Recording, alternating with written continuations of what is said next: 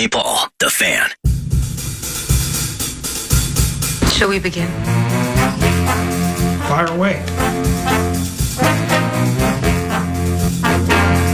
Oh, well. Holy Toledo!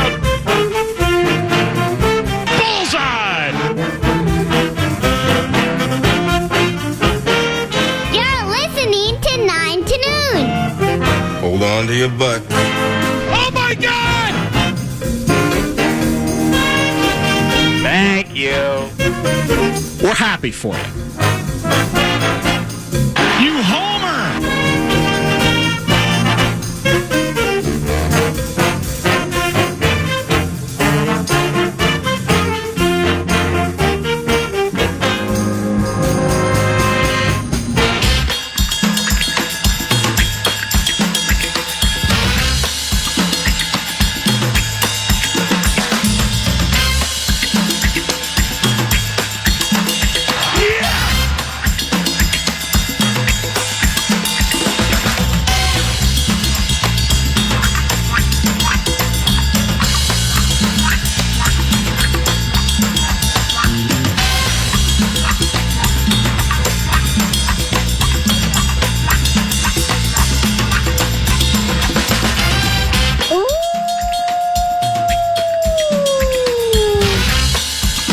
Good morning.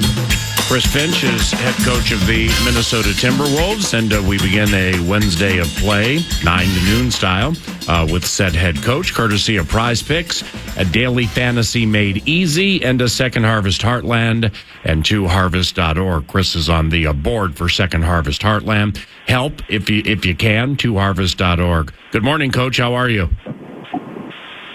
I'm great, PA. How about yourself? Pretty good, man. What's it like being on a car ride with Aaron Freeman, the senior manager of basketball operations for the Minnesota Timberwolves? I mean, there's no place I would rather be. They were just coming back from a little speaking event this morning and headed to practice. So. Oh, wait, did you do dunkers?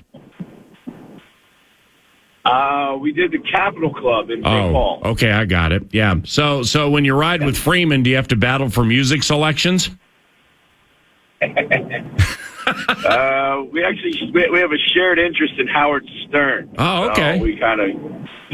Yeah, I thought maybe he would defer to like Hanson or the Hanson brothers and that song Bop. I hear Bop is Aaron's favorite song. All right, ma'am. Let's get to business. You before you leave to Indiana. Now you finished the 7-game staycation 4-3. All right. So from Milwaukee through Portland, how do you feel it went? Yeah, I mean, would have liked it to be a little better. Obviously dropped a bunch of close games that, we're going to have to find a way to win those games, and we have done throughout the season. We just, weren't able to kind of get the result that we wanted. Finished it off with a winning record, but I would have much preferred 6-1, 5-2, even would have been better, but it is what it is, and we're not playing our best basketball out of the break. We're still a little off, but the good thing is we have 20 games to try to get sharp again. And, these seasons are long, and it's just not going to be at your best the whole time. The key is being at your best at the right time, and we have a chance to still do that. All right, well, off that, last week right here, you said the offense was a bit off. Do you still feel that way? I do feel that way. I mean, the results bear that out. We struggled to score. The Clippers game was a bit of a throwback game. Great defense both ends. Shot making was, not very high at either end. We got a lot of good shots. We just didn't make them. But right. We go in and out of like good and bad periods of rhythm on offense, I guess is the best way to put it. But I did see some good growth the other day. Transition, we got out and run a little bit. We didn't necessarily convert at the high rate, but we looked like we had a little more pop in transition. Ball movement was a bit better, and kind of had some kind of fluidity to what we were doing offensively. So, well, now in that Portland game, the last of the 7, the final game of the staycation, and correct me if I'm wrong here, but Anthony seemed super pass happy early in that game. Is that accurate? And was it by design? yeah, he was pass happy. I think we had talked a lot about trying to get the ball moving just for the sake of moving it. And we also we talked about having Mike Conley, Monte Morris, our point guards being a little bit more aggressive, try to get those guys into a bit of a groove. And just so. And he still looked like his old self when we needed him to step up at times down the stretch. Now Conley gave you 19. All right, you guys are 10-2 when Mike scores 15 or more. So, I mean, how truly important, Chris, is it for you guys for Conley to push 15, maybe 13 to 20 points a game? Yeah, I think if we could get 20 plus from our point guard position over the course of 48 minutes, I think we're it's probably part of the missing ingredient.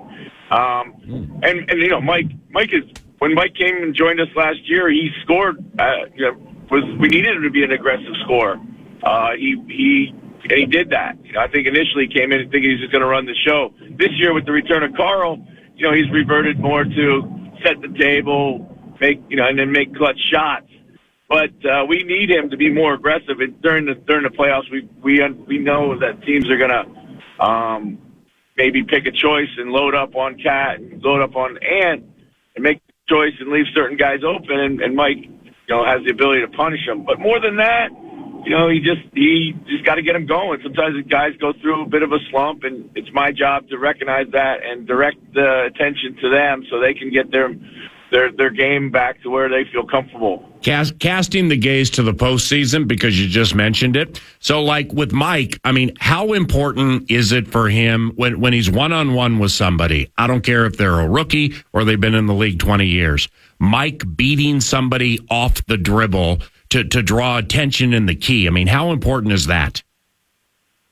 That's very important. And that was what we're talking about. Not just being aggressive for him to score, but being aggressive for him to get to the heart of the defense. And he's always going to make the right play. He never takes bad shots. And that catalyst for ball movement will unlock easier shots for Anthony and Cat. So it's a bit of a chain reaction, and it starts with other people up in their aggressiveness. Chris Finch, coach of the Minnesota Timberwolves, weekly 9 to noon, thanks to Prize Picks and Second Harvest Heartland and twoharvest.org. Rudy, man, good Lord, man. I mean, I think it's the best he's ever played. You would know more about it than me. The offensive component is what's sticking out for me. But do you think this is the best Rudy Gobert ever has played? I do. In terms of playing a complete game and being able to impact on both ends of the floor, free throw shooting, offensive rebounding, finishing around the basket. His poise and patience on offense right now is like I've never seen. He's just taking his time. He's punishing defenders when he gets the ball down there, and oftentimes it's a mismatch. Whereas, maybe last year he had rushed it. I think one year in Utah he had an extremely efficient, one of his best ever offensive years, but a lot of that was lobs out of the dunker spot, and certainly on pick and roll. This year, we still get some of that, of course, but it's just more about his ability to finish down there in non-dunking or non-lobs, rather, is probably a better way to put it, non-lob finishing. Yeah, and off that, now, I mean, Monday against Portland, 25-16 and 3 blocks. 7 of 7 at the line, which is terrific. So with Rudy, Chris, do you guys work with him on like taking his time when he gets low post opportunities to score?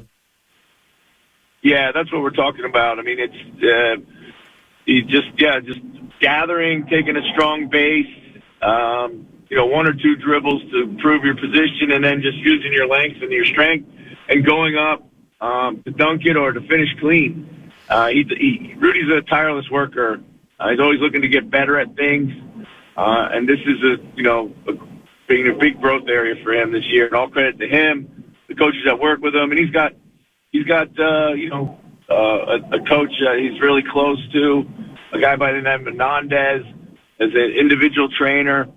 They've been working together for a long, long time, and he's done a great job helping us connect the dots with Rudy and Rudy's game. And last thing on Rudy Gobert, it is specifically in the Sacramento game. It seems that you've been jamming it down there to him a bunch, especially of late. Now, is that matchup related, or a significant developing facet of your offense to get a legitimate another option when you hit the playoffs?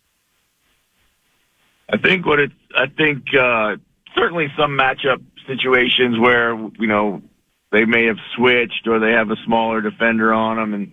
But you know what it really probably is more of an indicator of, PA, is its trust. I think it's just more that his teammates trust that, his ability to stay strong and finish, make the right play on, kick out, turnovers are down. And that's, to me, just that it's another example of how the team continues to grow and trust each other. And what's weird when some of your players get down low, and really I think this is of late, maybe it's season long, but I've only noticed it of late, is they're getting the ball slapped away from them. It's almost like teams have watched certain players, maybe Naz Reid, but some others, and like when they get it, they've seen on film, all right, let's get in there and start swatting, Yeah, I think that's a great pickup. I mean, it's something that's on my notes. We got to be a little bit stronger with the ball down there, protect it. And I was thinking about it the other day, and you're 100% right. When you have all this length, those guys are not going to be able to go block shots, so they have to try to win the ground game against them. So before they're able to gather and go up and finish, they're swiping down, particularly guards and guys who get caught in mismatches. Their only real opportunity to impact the play is to try to swipe it from them. Hey, Freeman can hear me right now, right? Aaron, can you hear me? Oh, yeah. Yeah, he's right here. Aaron, cover your ears for this one, okay? What happened to Carl's shot post All-Star game? 41% from the field, 32% from three. And both numbers are significantly lower than where I'd imagine you'd like them. Yeah, I don't think anything's. I mean, you go through periods of the season. Everyone has a bit of a shooting slump. You've heard me say it before. Shooting's like blackjack. You just got to have the time and the courage, the money to stay at the table long enough, and the cards will turn. I do think that he can help his shot a little bit with a little bit better spacing. I think in some of our offensive issues, not just catch shot, but just have been, been a result of our poor spacing. It's kind of collapsed on itself again. Mm-hmm. He has a high release and a quick release, and he's 7 foot, so and he's got deep range, and I think he needs to use that a little bit more. Stretch this defense a bit more, attack the closeout. I think a lot of his shots right now might be a little rushed.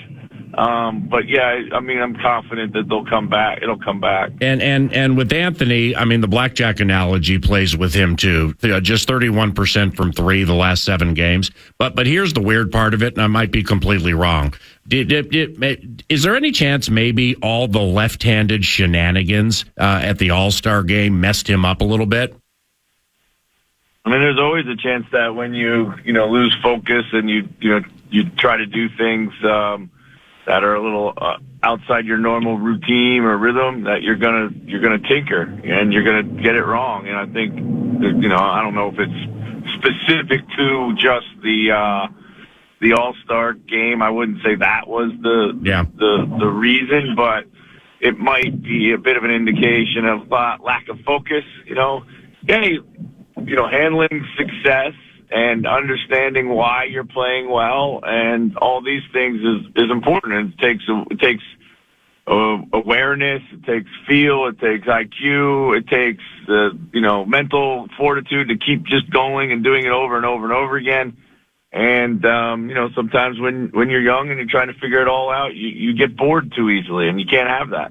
Now, in your post-game presser after the Blazers game, you dropped something that I thought was interesting. It's you said Kyle Anderson has settled down a bit now that the trading deadline has passed. And I'm like, okay, I mean, like, did he think he was going to get relegated to the nation's capital or something? I mean, all these guys really, like, there's an anxiety that builds up around players around the trade deadline, no matter who they are, how important they are to you, and how many times you tell them they're not going anywhere. They've been good enough. They've probably been told they weren't going somewhere and then did. Maybe at another stop in their career, and it's just they just feel it. And I think maybe it's a very real dynamic that happens in the league. I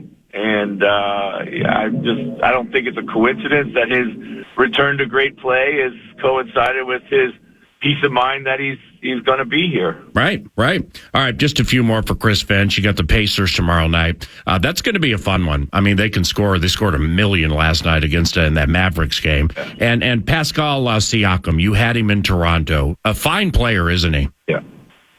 Yeah, great player. I mean, two-way player at a high level. Can really guard multiple positions, creates pace all by himself, rebounds and runs.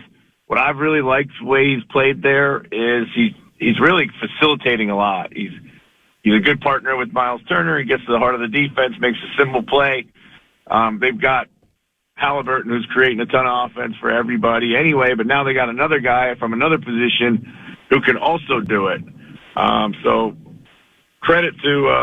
all credit to Indiana. I think it was a great pickup for them, and he's going to help them immensely in the playoffs with his defensive versatility. And then last one, and then you get Cleveland on a back-to-back. You're going to miss Donovan Mitchell, which is cool, but Mobley, Allen, that tandem, man, that might be a bloodbath with Rudy Gobert. A great challenge this Friday, and they staged a wonderful comeback to beat Boston last night. And then after that, you get Houston, you JB Bickerstaff, coach of the Cavs. You were with him for 5 years in Houston. What was it like working with JB? He's doing excellent work with those Cavs. Yeah, it was a lot of fun. That staff we had under Kevin McHale in Houston was a lot of fun to work with. A lot of really good and smart basketball people. Kelvin Sampson was also on that staff. He's number 1 in the country in NCAA right now. So it was fun. It was a great basketball environment, and nobody took themselves too seriously. JB has an affinity here for Minnesota. He went to the U. Yep. Coached here with Mac. I think he did some radio work here. I mean, he had a place here for a while. So, I mean, JB and I remain close friends, and I'm really happy and excited for all his success there. And they're playing like a team that really believes they can go somewhere. I mean, some of the wins that they've had, that's fueled by belief. Yeah, I don't know if you watched. I can't believe they won last night. I mean, Tatum and Brown just had them dead to rights.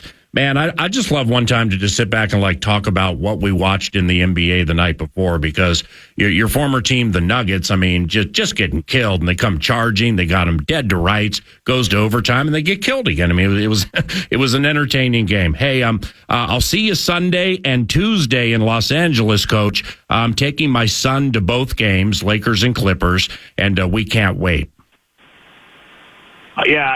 Free just told me you were going to be out there before we jumped on the call. That's awesome. Excited to see you out there. Yeah, I'm glad Aaron's not tense, because I'm attempting to do my radio show from your team hotel Monday, 7 to 10 in the morning. And Aaron, who I know can hear us now, the senior manager of basketball operations, super gracious to offer up on the show Chris Finch, Tim Connolly, Anthony Edwards, Rudy Gobert, Karl Anthony Towns, Kyle Anderson, and then maybe we'll dust off Pooh Richardson, okay? Don't forget Alex Rodriguez will be out there too. Oh, we got Aaron, A-Rod, 7 a.m. Hotel Monday after they play the Lakers. All right, my brother, safe travels. Tear them all up, and I'm sure I'll see you Sunday, all right? All right, look forward to it. Take care. Thanks, BA. Bye, Aaron. hung right up on me. The phone connection version of leaving somebody unread, and I've gotten to know the media relations mogul over there, Aaron Freeman, quite well the last couple of years, and I'm sure he was super comfortable hearing his name 13 times on the radio. Chris, thank you. And Second Harvest Heartland, 2harvest.org, Prize Picks, Daily Fantasy Made Easy. We also thank them. And most importantly, we thank you for listening to 9 to Noon, courtesy of TimberTech and TimberTech.com. What's on deck 9 to Noon today includes Florio about 15 minutes from now, YA, Alec Lewis of The Athletic, on the Cousins conundrum and Minnesota Vikings free agency and certainly the draft, and much more in front of you, including Vikes Bites coming up somewhere during the course of the presentation. That will be guided by the producer of 9 to Noon, Eric Nordquist, and I'm Paul Allen. This is FM 100.3 KFAN.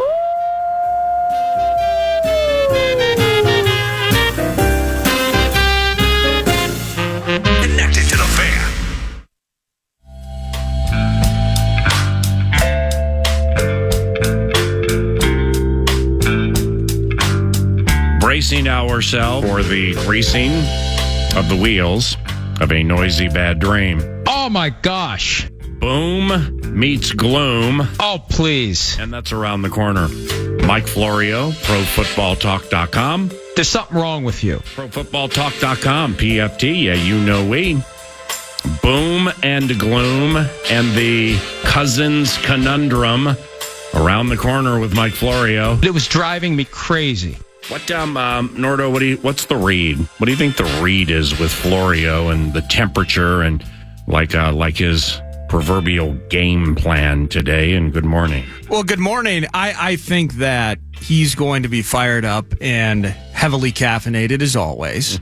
I think he has tremendous resolve because when you put something out that says, and he knows well enough that this will happen, when you just say, we can't share the specifics now, but there are indications. You're gonna potentially get a lot of people like us that will joke about it. Okay, yeah, just tell us what's going on.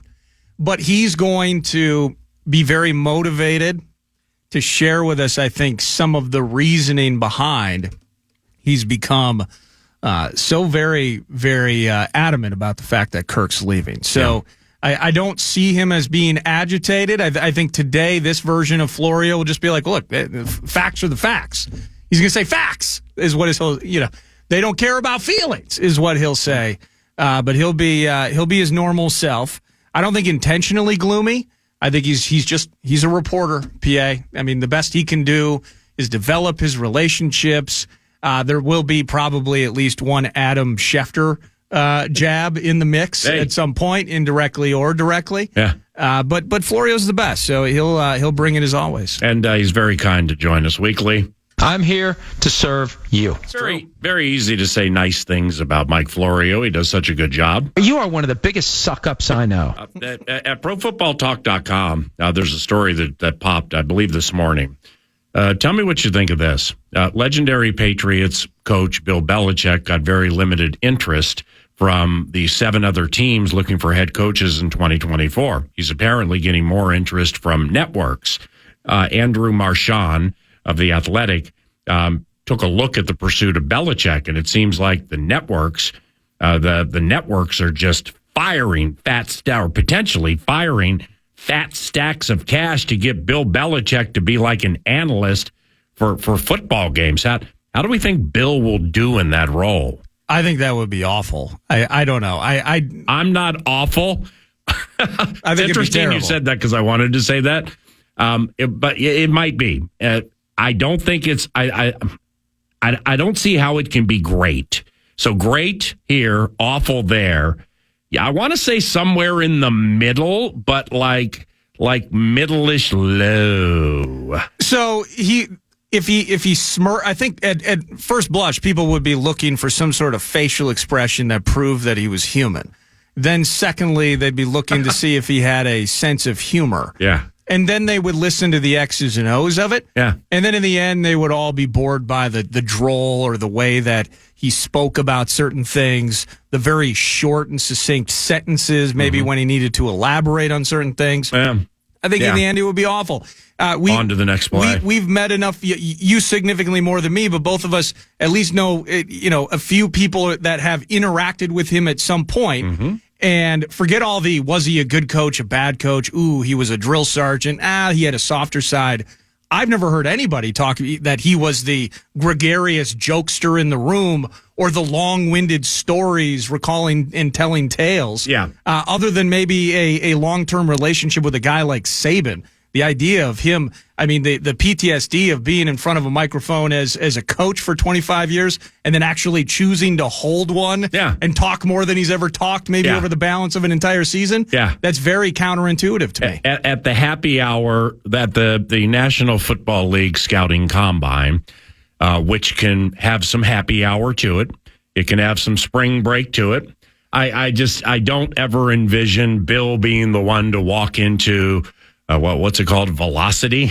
Oh, yeah, Velocity. Velocity Food and Beverage, or that cool last JW Marriott lobby. And at 1 a.m, I don't think we're going to hear Bill being like, 99 bottles of beer on the wall, 99 bottles of beer. I beat that team again, 99 bottles of beer on the wall. What a contrast it would be, though, because people, let's say he's an in-game analyst. He's Tony Romo for another Vox. Yeah. And you got Tony Romo. I can't wait to see what happens here, Jim. Yeah, I know. Oh, something crazy is going to go. If Tony could do play-by-play and Bill could be the analyst, that is so great. That's unbelievable how they unfurled the shallow cross by selling the wheel route. I mean, I saw it Thursday at practice. I wanted to predict it, but I didn't. And now it's 1st and 10 from the 20. And then pause. Dead air. On to the next play. It's 1st and 10 from the 22 for the Patriots. Who is going to be the person in Belichick's ear?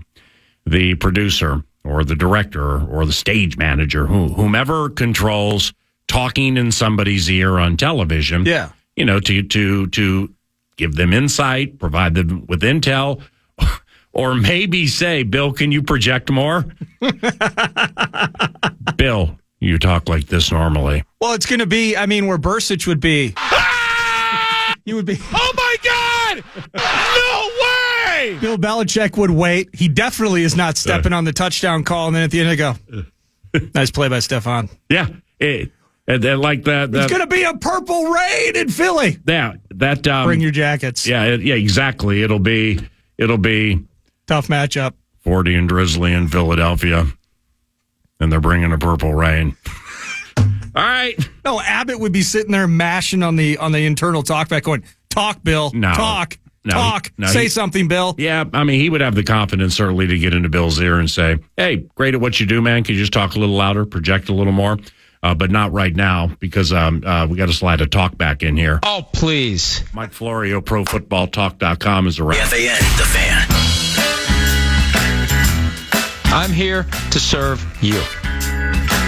Mike Florio, Paul Allen, what's going on, brother? Hey, what do you say, man? Hey, Cousins in a second, because you're doing second to none fashion following that thing. And it's juicy and it's meaty and ain't no doubt about it. But first, a recent story at ProFootballTalk.com. Mike Florio, PFT, we, NBC's Football Night in America. Great seeing him at the Combine, too, multiple times. But this Bill Belichick story about networks potentially shoving fat stacks of cash in there to get him to be an analyst. You do a lot of TV. First, who is it who gets in your ear? Stage manager, producer, director? Like what's that role?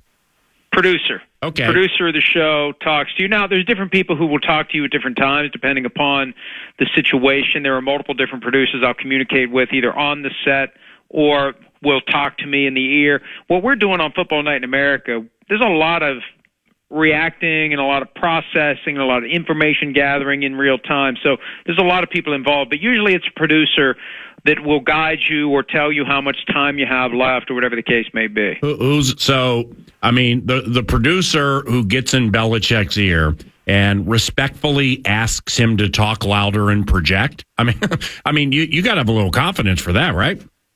Well, and look, Belichick, the non-coach, is different from Belichick, the coach. And one of the challenges he's going to have, and I've made this point in the item that I wrote, and I've said this before, he needs to get fans of teams that will be looking for coaches after this season excited about the possibility of Bill Belichick coming to town.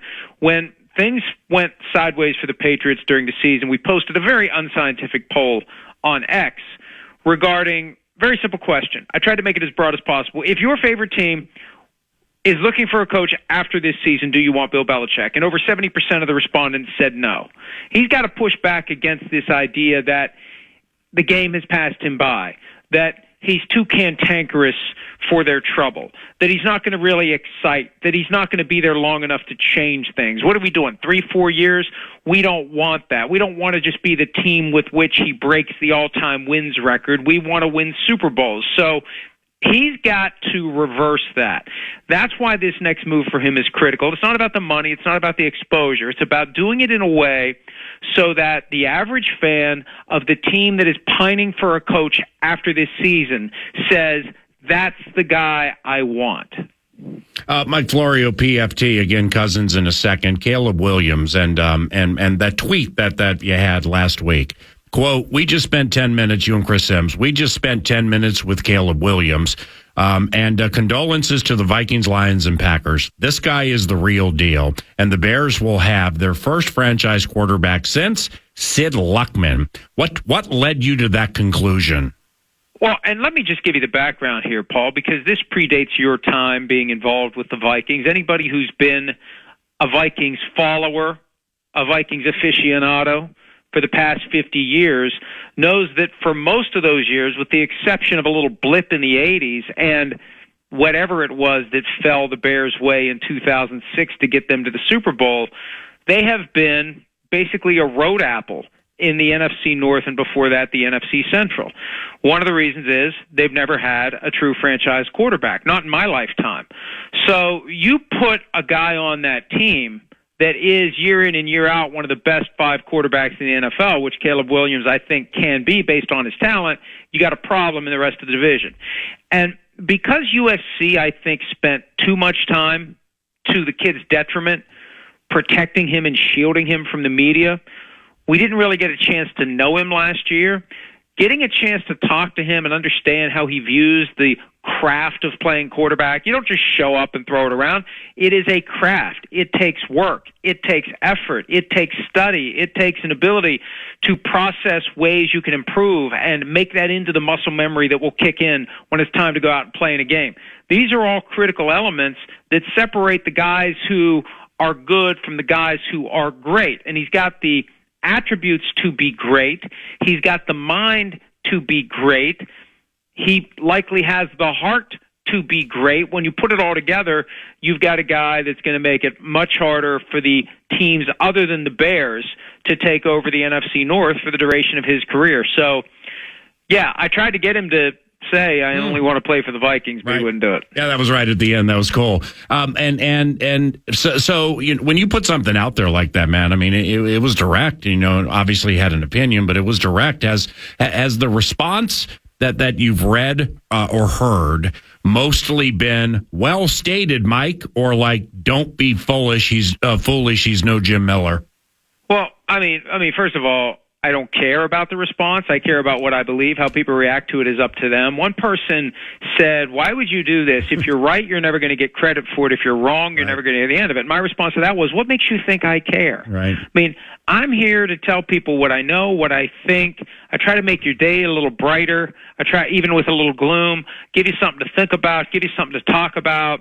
If I'm right, I'm right. If I'm wrong, I'm wrong. I try to, every time I'm on your show, any other show, my show, anytime I'm writing at PFT, I try to present the information in a way that is entertaining and compelling and gives you some football content during the times when there are no football games. So that's my objective. And if somebody wants to drag me because I'm wrong about it or why, I don't care.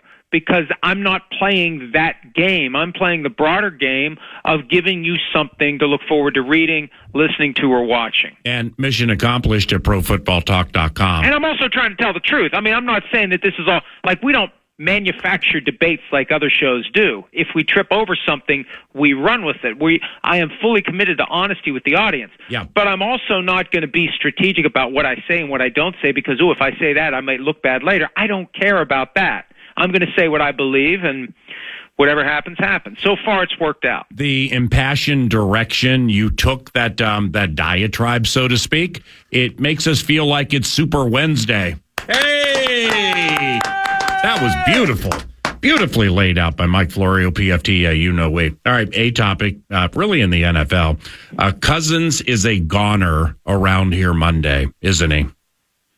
Well, it's not over yet. It all comes down to what the Vikings are willing to do to keep him. Even then, even if the Falcons have made or will make, because technically they can't, but you know how the game is played. Indianapolis is tampering central. All the agents are there. All the teams are there. The offer officially can be made at noon Eastern, 11 Cornfields on Monday. We see this every year, though. They drop that curtain on the start of the legal tampering period, and within 15 minutes, $100 million contracts are negotiated from scratch, supposedly. So we know there's advanced discussions. So whatever the Falcons have suggested, hypothetically, indirectly, or whatever might be on the table, the question becomes, what will the Vikings do? I've believed for the past week, since we spoke to Kevin O'Connell at the Scouting Combine, that they've got a number, and they're willing to pay that, but nothing more. And if Kirk finds something else he wants, so be it. But by letting him become a free agent, I mean, if the Vikings bump up to match whatever the Falcons do or come close to it or even go past it, he can still say it's too late for that. You had your chance. You had your chance.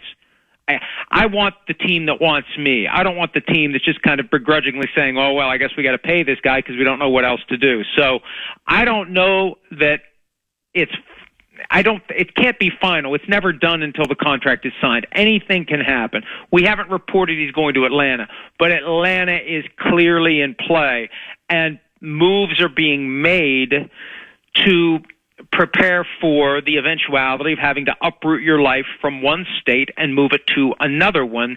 That is something that I became aware of, and something I vetted, and something I confirmed. Yep. And look, it can all be a ruse. Maybe he's just being a consummate businessman, and wouldn't it be prudent to start making the plans to go move somewhere else if you're going to be moving somewhere else? But if that has the impact of getting your current employer to wake up, then so be it. But if they don't wake up, then it looks like that's what's going to happen. Remember, 6 years ago, it was down to the Jets and Vikings when he was perfectly healthy and 29 years old. Now he's 35, coming off a torn Achilles tendon. I think it's Vikings-Falcons, and how real is the Falcons' interest? We're going to find out soon enough. But, I mean, it's going to be, most people think, either Cousins or Justin Fields in Atlanta. And lately, I've really gotten the vibe that Cousins is the direction where they're leaning. All right. If it's over here for Kirk O'Chains, and should the Purple consider Russell Wilson as a 1 or 2 year option? Well, look at it this way. We hear so much about analytics in today's NFL. The original analytics came from personnel management. How much does it cost to get this guy? How much does it cost to get that guy? What do we have to do to get this guy? How good is option A, option B, option C? It's a broader analysis that consists of basically reward versus risk, benefit versus cost. And if you're looking at 45 for Kirk, and Russell Wilson is truly willing to take $1.21 million, the league minimum, because the Broncos are on the hook for the difference between that and 39 anyway.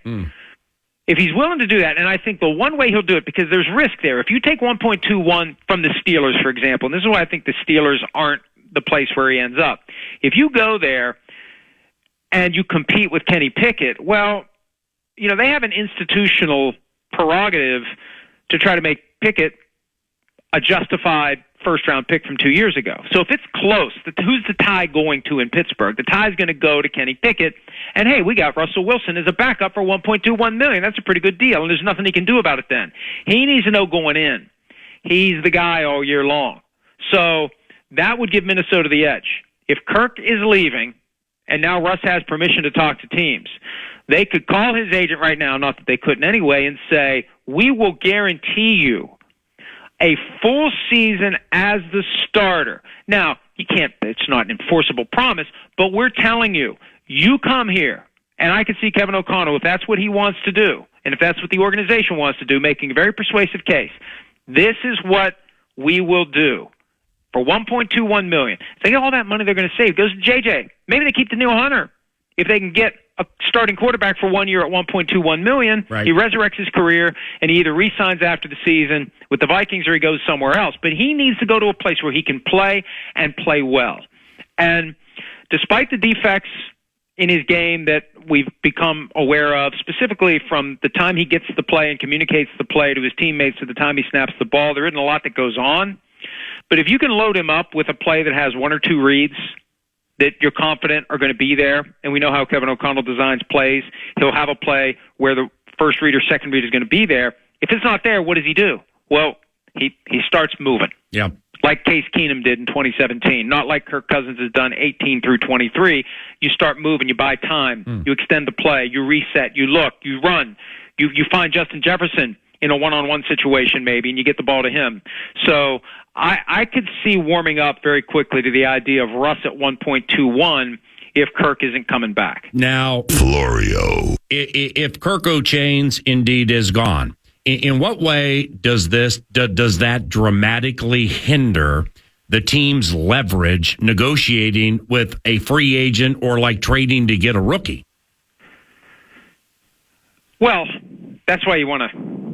Yeah, it's kind of like, and I made this comparison the other day, it's kind of like air traffic control for Kwesi Adolfo-Mensah. You got to be ready to move on option B or C or D once the plane takes off and option A is headed to Hartsfield-Jackson International Airport in Atlanta.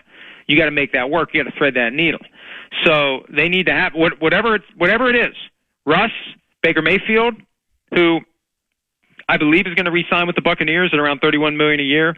But I think the one team that he would go to, if the money was right, and if the move is made, and if Kirk is gone, I could see the Vikings drawing his interest. And remember week one and the drop in the shoulder on 3rd and 2 with the Bucs up 3 trying to kill the clock, and then that nifty little throw he made to Chris Godwin falling out of bounds to ice the game 3rd and long. I mean, and the intensity and the grit and the way he lifts a team and the way teammates love him and the way he just genuinely and authentically connects to everyone in the locker room, and he's just loose and he's funny. He's got a personality to really give the team a nice little kick in the ass, no offense to Kirk Cousins or Russell Wilson or any other option. But they got to have it ready, whatever it is. Now, the idea of trading up, yeah, and this is where, like, Russ would give them the best of both worlds.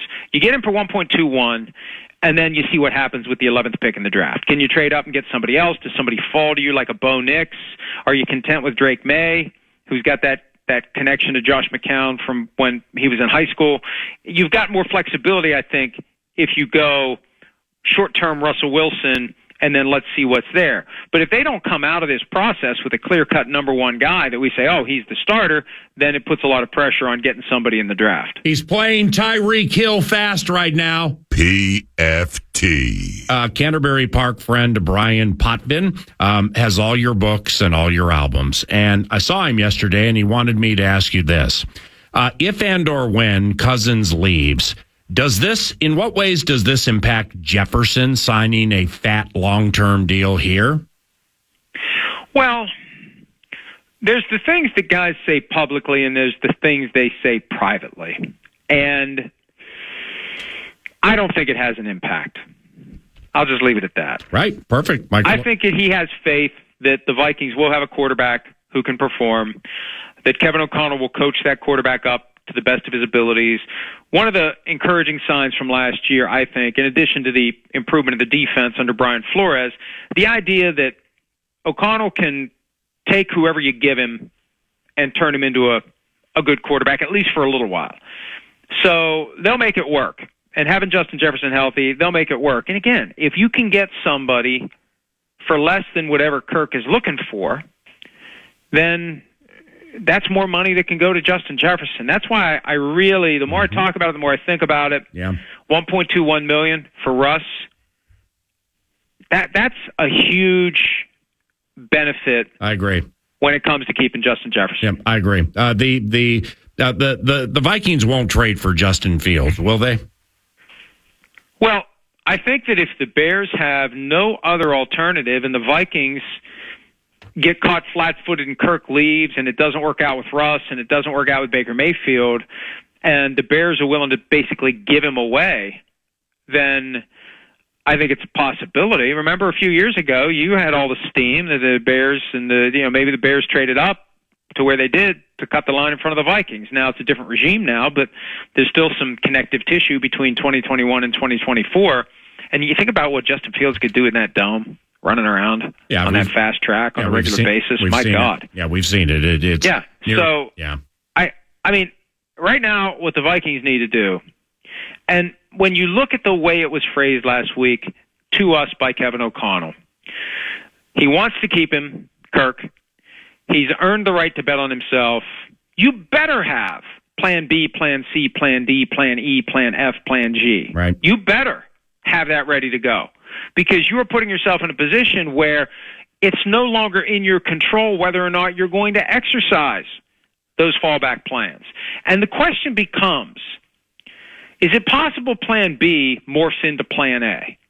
Is it possible that just this process of understanding what it's going to take to keep him and yeah, we for the same reason that Kirk Cousins gets an opportunity to explore all their options and what can my career be somewhere else, the Vikings now have the opportunity to explore all their options and say, what can our franchise be with someone else? I mean, it's not like Kirk's going to be there for 5 more years, right? We're talking about a short-term arrangement anyway. We're talking about a guy who's going to be 36 in August, a guy who's coming off of a torn Achilles tendon. So I think that, if you're the organization and you've yet to pull the trigger to keep him around, there's a fascination that creeps into this idea of what do we do next? And maybe we can do better even as, and this is where it becomes a risk, we felt like we're on the cusp of Cousins unlocking a higher level of performance under Kevin O'Connell as his coach. How often do you play that pinball machine I saw on Twitter yesterday? Well, it had been broken for several years. And when you live in West Virginia, it's hard to find someone to come to your house and fix your broken games, which is something you don't think about when you buy it. But we bought that Lord of the Rings machine in 2003. And it's been broken for, I don't know, most of the time that we've lived in this house, which is 10 years now. So it was great to find someone from Pittsburgh who came down, fixed that game. I had some stuff. I got a Kiss machine, the 2015 version, not the original version. That's fixed and ready to go. Nice. I got a shuffle alley where you do the bowling, the shuffleboard bowling. I got that down in the barn. That had been broken for a while. That's fixed. So it's great to have all of my stuff working. And I can't believe I've been productive the past couple of days because the Lord of the Rings pinball machine. Now, there's a sequel to Father of Mine. Is it done or are you working on it? Well, I got 2 different plates I'm currently spinning when I carve out time at night to work on my fiction projects. I am moving in on getting the sequel to Father of Mine completed. I basically did a full rewrite over the past month and a half, and I just finished that recently. But I've got another one that is a football, gambling, corruption tale that I got a few bites on from a couple of major publishers, but we're working on addressing some things to make it better. So I'm kind of immersed in that now, and when I finish that, then I'm going to flop back to the other one. So I've got 2 of them that are going right now, and the Father of Mine sequel, I would love to get to market in September, right at the start of football season, but it's going to take plenty of work in the free time I have. And, in this life, you don't have a whole lot of free time to work on that stuff. That's sweet. Good work with that. Football to close. What makes sense for Saquon Barkley, given he's going to hit free agency? I mean, he'd be a handful on the Philadelphia Eagles if they could swing that. Well, yeah, or the Cowboys. Yeah. Right?